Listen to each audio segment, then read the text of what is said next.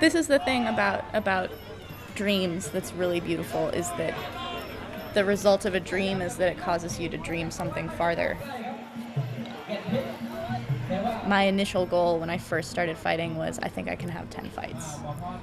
And then I wasn't even close to 10 fights when I came here and said, I think I want 50 fights.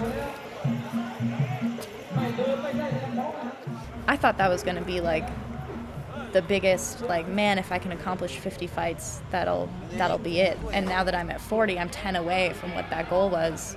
And it doesn't make 50 any less interesting, but it's like, once you reach 50, then you're like, okay, on to 51. Like, you know, move to 100. If I get to 100, it's like, okay, you just keep going. It's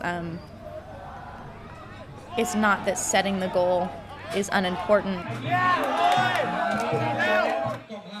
I think that it's just putting a landmark somewhere, you know, like seeing a tree in the distance and knowing you're going to get at least that far, but once you get there, you just keep walking.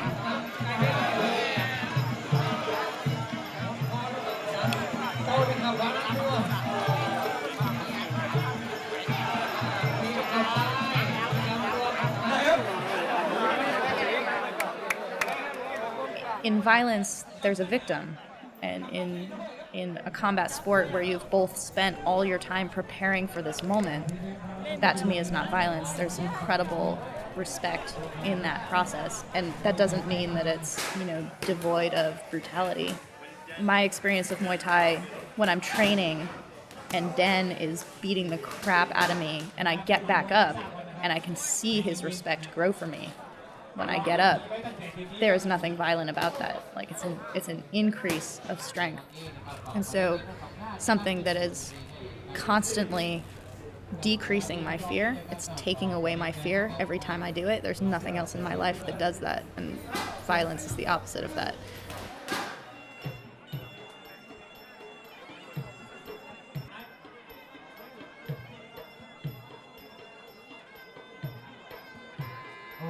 It's not about perfection, it's not about your record, it's about adjusting from piece to piece, from game to game, to see what your holes are and how you want to change.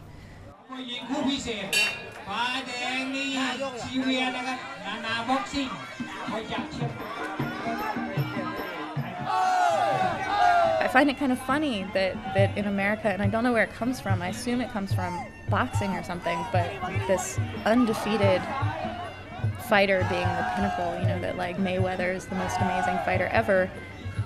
It's strange because it's not the case of all American sports, and it's not the case of international sports, that you completely lose interest in a team when they lose. But when it's an individual game, when it's a fighter, for some reason it becomes a value judgment of that person rather than part of the process of doing what it is that they do. Move inside, okay? If you move, you need.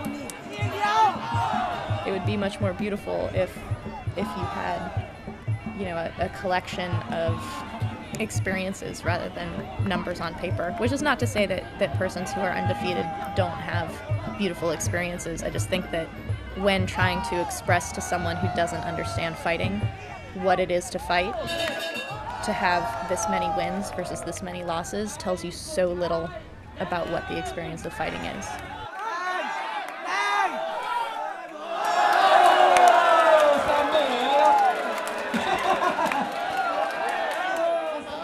While my goal, like my narcissistic goal, is to get 50 or 100 fights, really my main goal is to get other people to dream that dream and to follow that dream.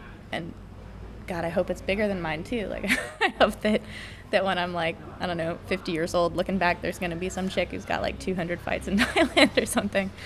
There'll be some girl who's like, God, Sylvie did nothing. It's like back in the day when you could only get 50 fights in a year. Yeah.